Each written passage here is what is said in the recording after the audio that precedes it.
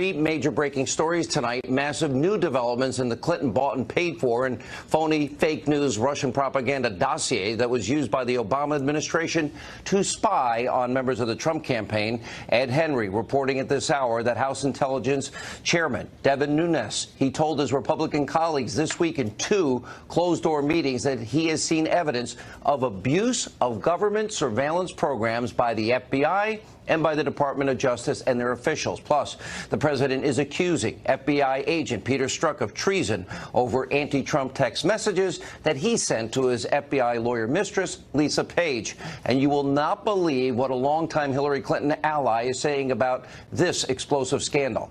And tonight, Judicial Watch is scoring yet another major victory. The State Department is being told to speed up the release of Hillary Clinton's emails. How about some urgency? That's good for once. Also, Barack Obama, he cannot quit his habit. He is lashing out and attacking again the Fox News channel. Newt Gingrich is here tonight to discuss and respond. But first, there is a lot to cover in tonight's breaking news opening monologue. We're glad you're with us. All right, massive breaking news this hour about the Clinton bought and paid for fake news Russian propaganda dossier that, of course, was used by the Obama administration to obtain FISA warrants to surveil members of the Trump campaign and then the president-elect. Our own Ed Henry is reporting that in two closed-door meetings this week, House Intelligence Committee Chairman Devin Nunes, that he told Republican lawmakers that he has seen evidence showing clear abuse of government surveillance programs by the FBI and Department of Justice officials. Ed Henry is also reporting that Nunes told his colleagues that he plans to share evidence of this abuse with the entire House later this month. Now, this is a major development, but as we've been saying, there is so much more information that needs to come out, and it will, because I'm telling you, this is the beginning of a massive historic scandal. It's unfolding unlike anything this country has ever seen before. This is going to reach the very highest levels of your government, including the DOJ, the FBI, the intel community. Sarah Carter tonight reporting, and we have confirmed this with our sources, that as soon as next week, examples of systemic FISA abuses will in fact be revealed. Any unbiased so-called journalists, well, they should be able to see this as the major story it is, worthy of further investigation. But is the media in this country so abusively biased and so anti-Trump that they can no longer care about simple, basic, fundamental truth, our Constitution, our freedoms, our liberties? Does the media not care about any of this? The media, as we have been pointing out nightly, is so bad at this point in time in history and so radically left in their ideology that, in fact, sadly, truth, facts, they don't get through to them. The only thing that seems to matter is destroying and delegitimizing President Trump. That has been their only objective for over a year, and you see it happening day after day, hour after hour. It's pretty disgusting. It's pathetic. It's a disservice. It's disgraceful to you, the American people. But it's why we're going to keep asking the tough questions here on this program, and we'll keep getting information that the American people, all of you, deserve to know. Now, also tonight, the president is eviscerating FBI agent Peter Strzok and his FBI lawyer mistress, Lisa Page, over their anti-Trump text messages. Now, the president is telling the Wall Street Journal, quote, a man is tweeting to his lover that if she loses, we'll essentially go back to the insurance policy, which is they lose, we'll go to phase 2, and we'll get this guy out of office. I mean, this is the FBI we're talking about. I think that is, that is treason. See, that's treason right there. And the president added, that's a treasonous act. What he tweeted to his lover is treasonous. Now, here's the insurance policy text message President Trump is referring to. Strzok writing his mistress. I want to believe the path you threw out for consideration in Andy's office, that there's no way he gets elected, but I'm afraid we can't take that risk. It's like an insurance policy in the unlikely event you die before you're 40. Now, we here at Fox News and on this show, we believe, we haven't confirmed yet, the Andy mentioned in that text is the Deputy FBI Director, Andrew McCabe. Now, that message, it's only the beginning of this massive scandal. Stay with us here. It gets complicated. Now, Strzok and Page also called Trump an idiot, a lonesome human, and said F Trump. And congressional investigators, they're working to determine if these Trump-hating FBI lovers were leaking information about the Russia investigation to the press after a new round of their text messages were released. By the way, there's about 9,000 more to go. And Strzok also sat in on Hillary Clinton's FBI interview for the email investigation after he and James Comey exonerated her, or began writing the exoneration letter before the investigation. And it was Strzok that signed the original documents kicking off the Russia investigation. This guy's corrupt tentacles touch seemingly everything, also in General Flynn. Now, what Strzok has done here, it is crooked. It is scandalous. And that even former Clinton strategist Mark Penn is saying he should be fired. Here's what Penn said on the Fox Business Network. Take a look. I think that tweet is one of the most damaging things I've ever seen from someone in the government at every level. I don't understand how he's still employed by the FBI. I don't understand how a criminal investigation hasn't been opened to all of this. To me, that is hugely damaging to confidence in the FBI. These two folks were having an affair, using official government channels for their personal communications. That alone would have made them a security threat. Kind of refreshing. That was a Democrat, being honest, for once. Now, there are reportedly 10,000 total messages between Strzok and Page. We've only gotten a fraction of them. Now, that scandal is only going to get bigger. Now, in addition to his comments about Peter Strzok to the Wall Street Journal, President Trump is also taking aim at Congressman Adam Schiff, the ranking Democrat on the House Intel Committee, by saying, quote, he left meetings where people are being interviewed, and then all of a sudden they say a story about what's going on inside the meetings. Well, it's probably illegal what he's doing, but the Democrats, well, they know it's a hoax, an excuse for them having lost the election. Now, while it's unclear if Schiff has been leaking, we know for a fact that another top-ranking Democrat has been leaking. President Trump is continuing to slam who he's now calling sneaky Senator Dianne Feinstein because she unilaterally released the Fusion GPS testimony before Congress. And Trump tweeted, Democrat Dianne Feinstein should never have released secret committee testimony to the public without authorization. Very disrespectful to committee members and possibly illegal. Now, she blamed her poor decision, by the way, on the fact that she had a cold. I bet in school the dog ate her homework. And while Feinstein's actions are threatening to disrupt the Senate's investigation, releasing the transcript actually provided some very revealing information about Fusion GPS and their founder, Glenn Simpson. Simpson actually testified he never even bothered to verify what the former British spy, Christopher Steele, had actually put in the Russian-sourced phony dossier. He also admitted that he was against Trump during the election. So clearly Simpson was more than happy to take over $10 million from Hillary Clinton and the DNC that she's running and put this dossier together that they then tried to use to influence the American people. Oh, Russian propaganda to influence an election, bought and paid for by Hillary. And then a FISA warrant. And finally tonight, Judicial Watch, they're scoring another major legal victory. A federal judge is now ordering the State Department to ramp up the release of Hillary Clinton's email from her time as Secretary of State. And according to Judicial Watch, the FBI discovered 72,000 pages of documents last year that Clinton either tried to delete or did not disclose. You cannot make this stuff up. If I wrote the most obscene spy novel, you couldn't make this up. The author of Trumped Up, How Criminalization of Political Differences Endangers Democracy. Harvard constitutional law professor Alan Dershowitz, Fox News contributor Sarah Carter, Judicial Watch president Tom Fitton. Sarah, because you have been on the forefront this week, we now know that the dossier, bought and paid for by Hillary with salacious lies, was used to get a FISA warrant against. Well, yes, we now know that it was either in part used or it was a significant part of the FBI being able to get the warrant to spy on Trump and people within his campaign. But, Sean, when you're looking at the dossier, and I think actually leaking Glenn Simpson's testimony actually backfired on the Democrats. I mean, it really did. You look at that testimony, you see to yourself, first, Glenn Simpson said there was a source inside the Trump campaign. That's proven to be false. Now, what people have corrected that version of it and said, well, no, he was just talking about George Papadopoulos in London. Then you find out that Glenn Simpson wouldn't answer any questions as to whether he was pushing this dossier to the media. He kept stepping back. He wouldn't answer it. Then we find out he didn't even verify the information in the dossier. And when you look at all of this, knowing that the Hillary Clinton campaign and the DNC actually paid for this dossier, and that the dossier itself could have been part of a ginormous, a huge disinformation came by the Russians. I mean, it's clearly there's a problem. Professor, let me go to you. And you make some really good points as it relates to the partisan aspect of all this. Now, I'm a conservative. I'm a proud conservative. I don't hide any of that. But we learned a lot that the fix was in. I want to use this analogy, that the fix was in. Poor Bernie Sanders and his supporters, they had no shot at all whatsoever. And even Donna Brazile admits that. Then you have Comey and Strzok.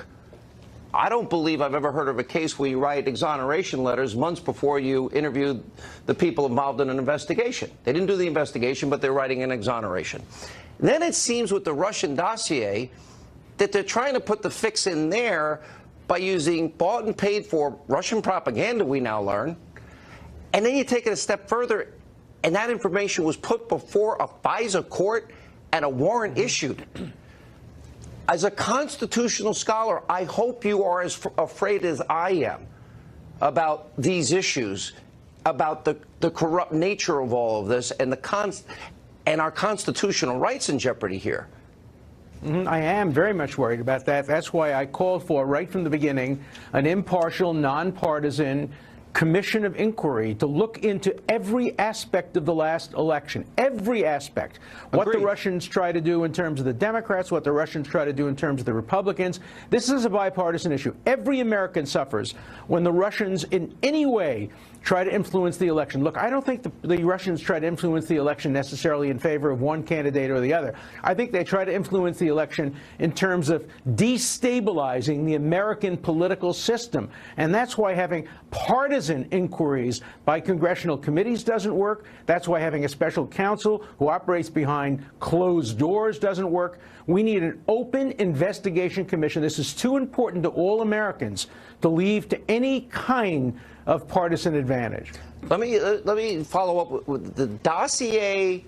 It was partisan, bought and paid for. Remember, Christopher Steele didn't come on board with Fusion until Hillary and the DNC were paying for it.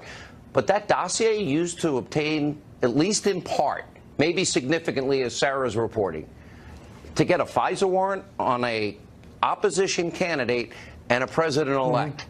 Seems like a Fourth Amendment crisis here in many ways. Well, I think it would be a Fourth Amendment violation if the material in the FISA warrant were known to be false. Now, under a case called Franks versus Maryland, it's not enough under the Fourth Amendment for it to be wrong. It has to be known to be wrong. And so, again, this should be looked into. Every fact should be investigated. Nobody should be afraid of the truth. Let the truth come out. Let the American public decide. But can I say one more thing? I have to tell you just one more thing. I know it's not on topic, but, you know, as the grandchild of American immigrants who came from a very, very poor country in Europe, I hope the president will apologize for whatever he said that demeans immigrants. The Statue of Liberty says, give us your poor, your hungry, people yearning to be free. We are a country of immigrants, and I just hope we can elevate the discussion about immigration and try not to insult people from any part of the world. And the president can do a great service if he just comes forward and says, he did admit today that he used tough language. But he denied what Durbin, we're going to get into this later in the show, but he denied what Durbin said. Sonny Perdue and another senator in the room said they didn't hear it, but doesn't mean it wasn't said. We're going to get to that. Much matter. It doesn't matter. It doesn't much matter what words he used. I think the thrust was a thrust against certain countries, and we just can't have that kind of attitude. It makes us look very bad in the world, and it really undercuts what our Statue of Liberty has long stood for. Sarah, I am, before I get to Tom, I'm not trying to keep you out of your time, but I want to just follow up on something that Professor Dershowitz was saying. I have one source, I don't have two, that actually told me that there was one confirmation as it relates to the dossier, and I was given a name, and it happens to be somebody that is a corrupt individual inside the Clinton circles, and you know, I can tell by your face, you know exactly what I'm talking about. I know exactly who you're talking about, and if that does come to fruition, if we find out, then the court may have been lied to. Then the court may have been lied to, and then what Alan Dershowitz said would definitely take significance. Agreed. Tom, tell us what Judicial Watch is doing. Well, you know, I think there's going to be, as Sarah's indicating, a tsunami of information coming out on all of these scandals. We have the court ruling that the Clinton emails need to be released more quickly. So we're going to get all these Clinton emails that she tried to hide or delete. These were the ones deleted, and we haven't seen any of them yet. Yeah, that looks like they may all probably be about new. yoga, wedding, and funeral, and or as we found emailing Bill, who doesn't email. Or we found on the Wiener laptop classified information and pay to play, which I guarantee is going to be coming out.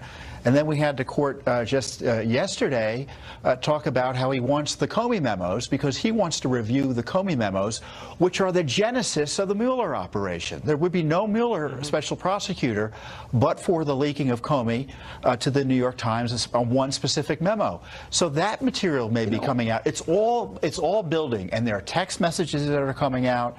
And as Ed's talking about, now we're going to find out more details about the FISA or the intelligence surveillance abuses. Now, you know, my concern is that why are we waiting to find out about them after the reauthorization occurs? I would suggest we find out about the abuses before they reauthorize this for another 6 years. Well, this is such a good point because Devin Nunes, well, you know, I'll let you report on this, but... Well, yeah, no, I mean, of course, yeah, Devin Nunes is going to, after they rule on the FISA Act, which probably is going to pass, is going to disclose what actually these extensive abuses. Extensive abuse. Yeah, in the Department of Justice and with the FBI. And I got to tell you this is coming from people within the intelligence community. This system has been abused. It has been abused viciously. And we know from what we've seen, right? We know from what we've seen that there needs to be an investigation. But let's do it before. Let's do it. Let me quote for the professor.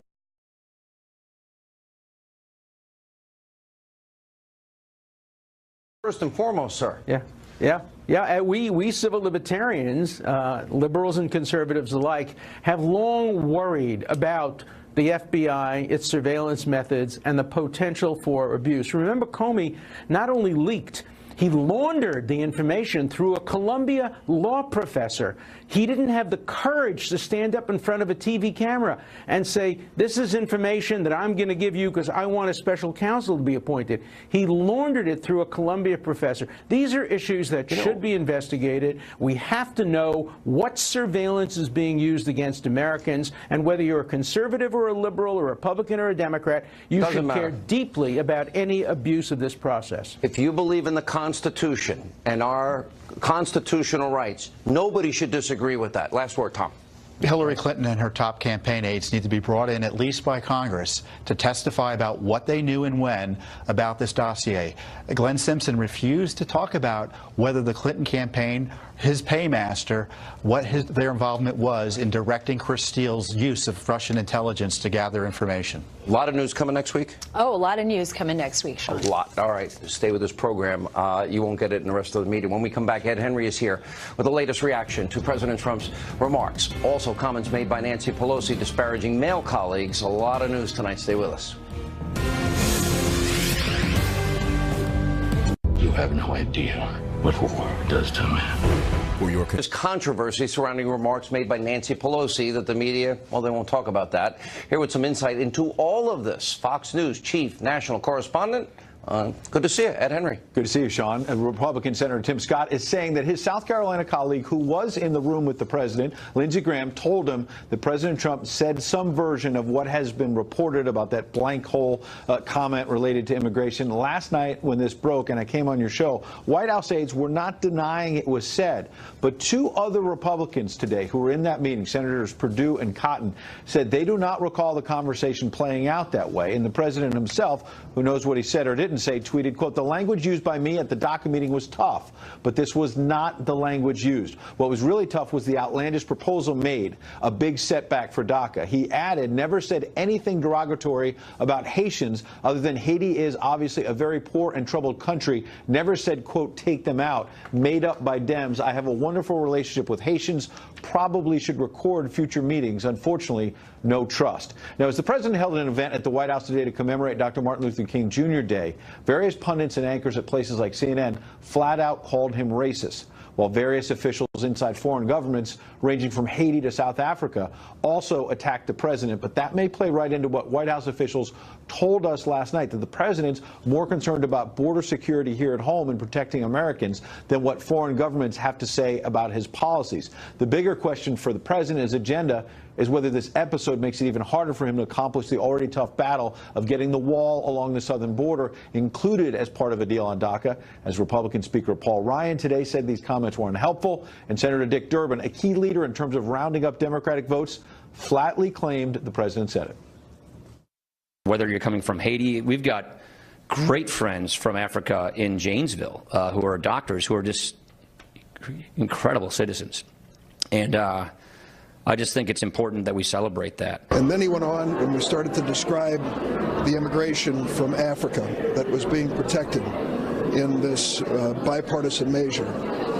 That's when he used these vile and vulgar comments.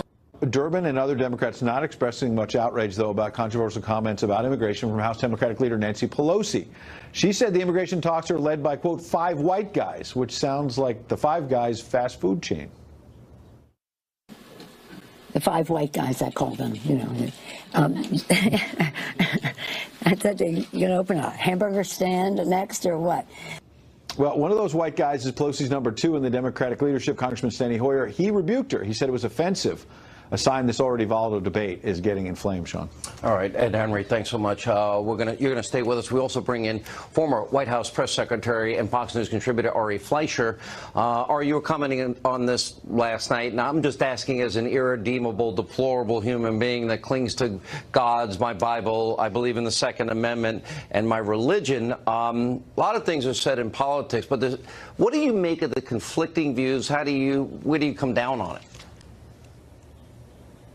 Well, here's where I come down, Sean. I believe in addition. I believe in being inclusive. I believe in welcoming people to this country and that we should get the votes of Hispanics, African Americans. It doesn't matter who you are, because our ideas are the best and we can help lift people up. But if you're a Hispanic, if you're African American, you hear the president talk like that, you wonder if he cares about you. And that's the problem with words like that from the president. He might be speaking, from the gut, the kinds of things people say privately. He lets it rip on occasion, and sometimes it's helping him to be politically incorrect. Other times it pushes people away, and I can understand that. That's why I've said that what the president did I thought was hurtful. I wish he hadn't said it, Sean. I said that yesterday. I still think that tonight. As you were saying in your report that he admits he used tough language. Let me move on, because this really all comes down to the immigration debate. It seems like chain migration will end as part of this. It seems inarticulate, not whoever said what. Well, we'll let the Washington people figure it all out. But he's talking about a merit-based system, from what I understood. The way I understood it. At least the debate is shifting that way. The wall seems non-negotiable for the president. And DACA seems to be a part of the deal if the wall is included. Yes, but I mean, one of the problems with the negotiations that the president referred to in his tweet is that this started out, how do you define DACA? It started out as the children of illegal immigrants brought here through no fault of their own should stay here. The current state of negotiations has changed. It's those children plus their parents who came over here illegally and knowingly so, not the infants, not the kids. They will get some sort of legal status as well. To be clear, they're not going to become citizens overnight. This is not an amnesty per se. However, they will get some legal status. That's not where this started, Sean, and that's going to upset the president and others who support him. Ari, I make this point often. You always get the spending increases. You never get the tax cut. You can go back to '86 in the Reagan deal. You always get the consideration, the amnesty. You never get the wall built. And interestingly, and I played it the last couple of nights, all the Democrats sounded like Donald Trump only 5 years ago. Yeah. What's different now is that you have Donald Trump running the government for at least the next 3 years. So if Congress does appropriate funds for the wall will be built. You'd have to believe that Donald Trump won't build the wall if he's given the funds. So that's the key. So he's got to be given, this is important. The money's there. The rest is up to Donald Trump and his administration.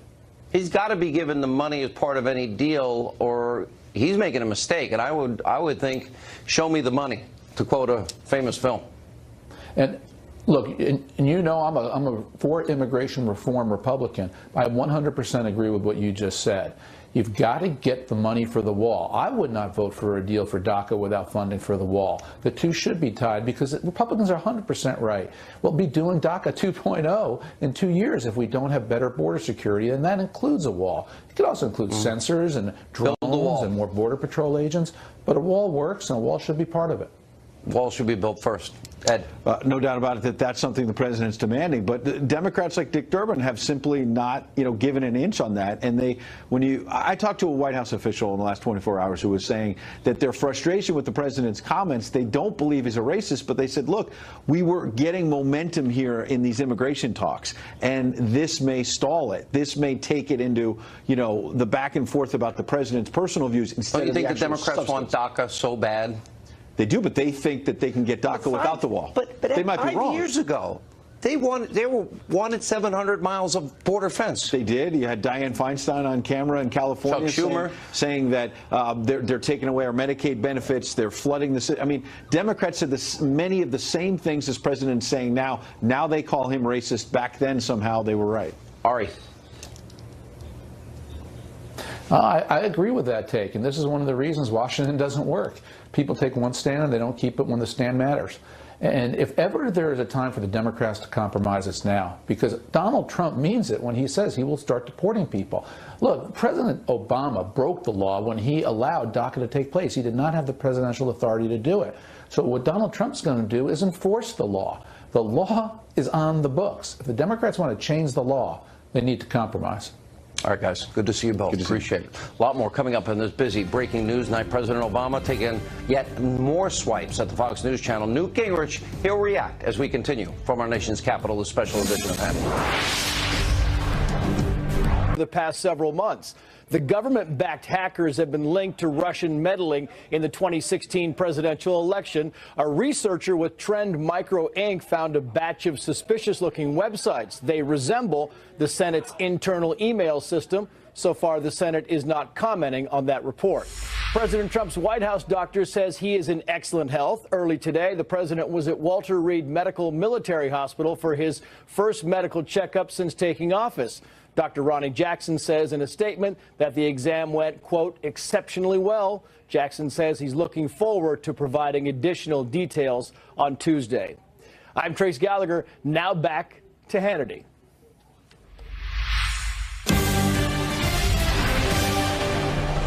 All right, well, yes, he's at it again. President Obama, he's been out of office almost a year, but in an interview on David Letterman's new Netflix show, the former president, he can't get over it. Again, taking swipes at Fox News. Watch this.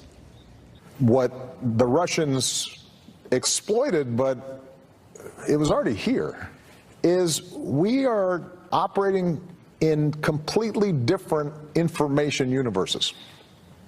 If you watch Fox News, you are living on a different planet than you are if you listen to NPR.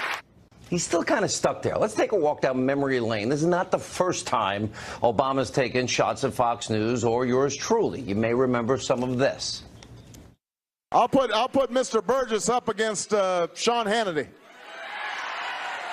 He'll tear him up. I mean, look, is Sean Hannity suddenly going to get on the airwaves and say, I was wrong about this Obama guy. He's my man. No, that's not going to happen. I think that there's a certain segment of hardcore Sean Hannity fans that probably wouldn't want to go have a beer with me. There's no doubt about that. With respect to Sean Hannity, I didn't know that he had invited me for a beer. His opinion of me does not seem to be very high, but I'm always good for a beer. The History Channel is not here. I guess they were embarrassed about the whole Obama is a devil thing.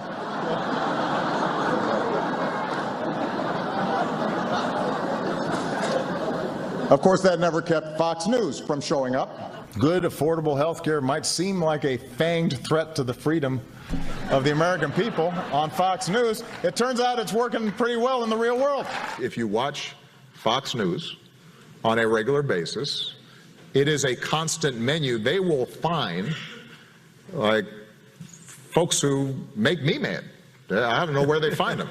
I wasn't viewed through this prism of Fox News and conservative media and making me scary. And I haven't, turned on Fox News or listened to conservative talk radio yet today, but I've turned them on enough over these past 7.5 years to know I'm not exaggerating in terms of their story. Look, if I watched Fox News, I wouldn't vote for me either, right? Because You know, you've got this screen, this funhouse mirror through which people are receiving information. Those who watch Fox News and those who read the New York Times occupy completely different realities. I mean, if I watched Fox News, I wouldn't vote for me. I didn't vote for you either. Anyway, here with reaction, the author of the best-selling book, Vengeance, former Speaker of the House, Fox News contributor Newt Gingrich. You're laughing. I'm laughing, too. I forgot the good old days. There is some truth in what he's saying in this regard. I think we have a series of scandals, and looking at Devin Nunes today, that the abuse of government surveillance by the FBI is so bad, and all that we're uncovering here is so bad. He's right. The mainstream media, you know, they want to destroy Trump, and they loved him. It's that simple. Look, you and I know each other a long time, so I'm going to spend some of your money. Why don't you offer $100,000 to create the Barack Obama Fox News Sean Hannity Scholarship, if he will come on the show with you? That is such a funny, look, that's such a funny segment. Well, I'm just telling you, I listened to it and I thought to myself, this guy is so whacked. And he doesn't, today, I mean, he still doesn't get it. It's just, doesn't. And then I'll never get it. Look, many, many years from now, in a nursing home or a nice retirement community, Barack Obama will be still living in a fantasy life. He'll think that Iran really wanted to have a deal. He'll think that high taxes really work. He'll think that welfare is a good deal. I mean, what you just put together is, as I think, funny a statement of who Barack Obama is as I've ever seen. And it captures this sense of being out of touch with reality. Let's talk about the media in this sense. They spent a year, Mr. Speaker. There's no evidence of Trump-Russia collusion. We played the montage of Democrats saying there's no evidence of collusion. And yet we do have evidence of unbelievable instance of abusing the weapons of intelligence and surveilling, unmasking, and leaking raw intelligence. We know that the fix was in with Hillary and Bernie. We know that the fix was in Comey and Strzok. Rigged, they had an exoneration before even an investigation. We know that Hillary paid for a dossier full of Russian propaganda. We know that dossier now was used to get FISA warrants to spy on an opposition candidate and a president-elect and his team. And I'm not even talking about Uranium One or Debbie Wasserman Schultz. There are two realities here. And the media has chosen a reality of partisanship and conspiracy theories. Either that or I'm wrong. But they didn't think Trump could win, and people like you and me were right. Look, what you have to understand, and I'm actually working on a book called Trump's America, trying to explain this because it is so unbelievably hard to understand if you're a normal person. Over here is a left-wing corrupt establishment which sincerely sees this entire fight as a function of identity politics in which if they lose, they will disappear. Over here are the rest of us who are thinking, you know, a lot of these ideas are really weird. I mean, Obama thought if you gave $100 billion to Iran, they'd be nice people. Obama thought it was terrific that we had more people on food stamps than ever before. You can go down a whole list of these things. And this is really a definition of life and death. And so what you and I are living through is a period where the old order, the establishment that inherited, and this is important to understand, they inherited Walter Cronkite, they inherited Edward R. Murrow, they inherited the old Harvard, then they inherited all these great centers of authority and responsibility, and they have gradually turned them into left-wing nutcake positions. And so the truth is we're in an identity fight in which if we win, they disappear. If they win, we disappear.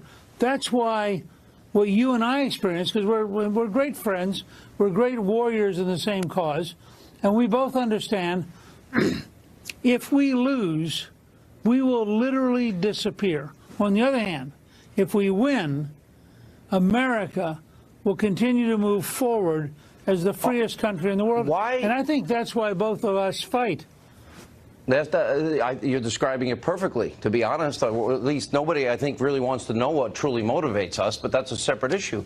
But as a practical matter, I can shoot off a litany of Obama statistics and what his true record is on the economy. You mentioned Iran. You think he can bribe murdering thug dictators and, not mention radical Islamic terrorism. And then in a year of Trump, you can compare policy, significant changes with tangible results. But the media won't talk about any of it. Look, you would think if Barack Obama was a sincere person who genuinely cared about African Americans, when you got a report this week that we have the lowest black unemployment in years because the economy is starting to work. Trump's tax cuts, regulatory cuts, pro-business attitude is starting to work. You'd think that having the lowest black employment, lower than any time under Barack Obama, that Obama would say, this is great. He can't afford to believe it. Yeah. Nancy Pelosi can't afford to believe it. Chuck Schumer can't afford to believe it. Because if it was true, they would disappear. Mr. Speaker, we always appreciate you being with us. Have a great weekend. We'll see you next week. And when we come back on the special edition of Hannity, Nancy Pelosi believes giving thousands of dollars to you, the American people's only crumbs. Really? We'll explain.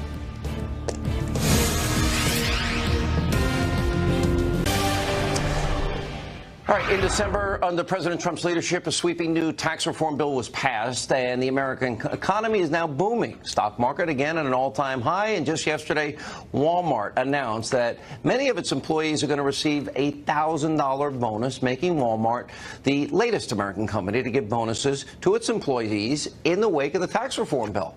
But Democratic House Minority Leader Nancy Pelosi wants you to know that these bonuses amount to little more than crumbs. What's this?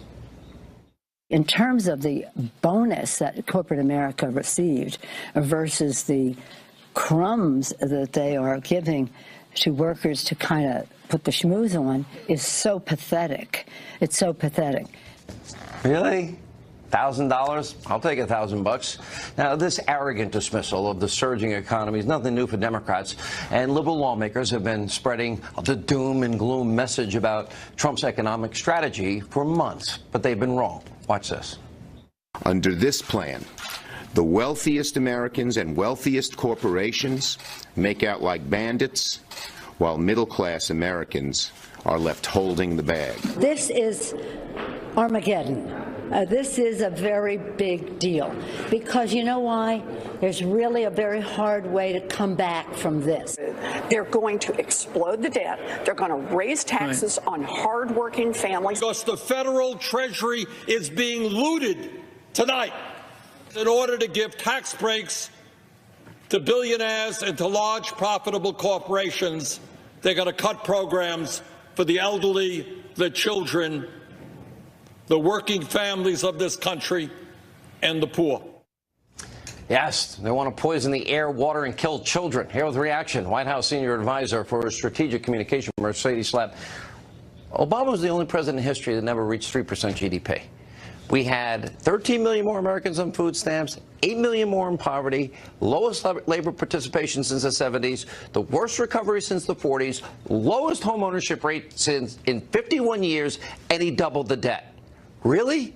Lowest unemployment rate for African Americans, for Hispanics. I mean, the numbers go on and on. There is a renewed. What happened? It's a renewed optimism in America, and that is because of the leadership of President Trump. I mean, it was very clear that he made that commitment to the American people, that he was going to focus on the economy, focus on the American worker, make sure that they had an opportunity to succeed, and that is now happening. We have 2 million fewer people on food stamps.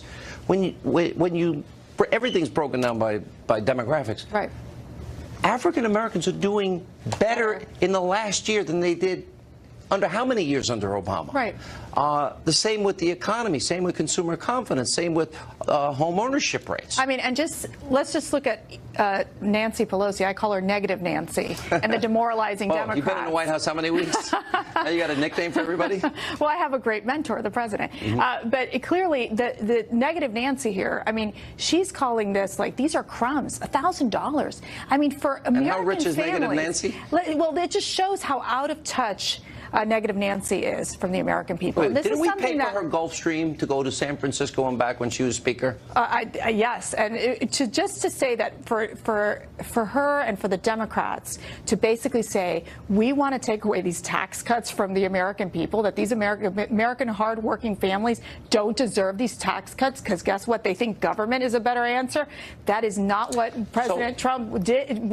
He stood away from that and basically said, no. So the first week of February. That's what he's done. And even CBS, I don't know if you saw when they got 3 American families. Yes. They're all getting a significant tax cut. We played that.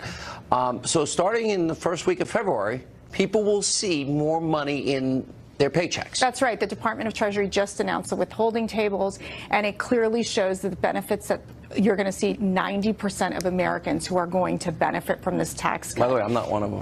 I live in New York, a high-tax state. But, you know, you have the average family making $75,000. They'll get a tax cut about $4,000. It's doubling the standard deduction. It's about the child tax credit. This is about a tax cut law that helps American families. And this is what is American greatness in terms of the economy. That is what the president promised, and the president has delivered on the economy. And it's very clear that he's focused on making sure that American hardworking families you like your new keep job? their money. I do. I'm very honored to be working with the president. We miss you here, but you'll come back, I hope. Yes. All right, we have a lot more Hannity, including more great calls from the Hannity hotline earlier this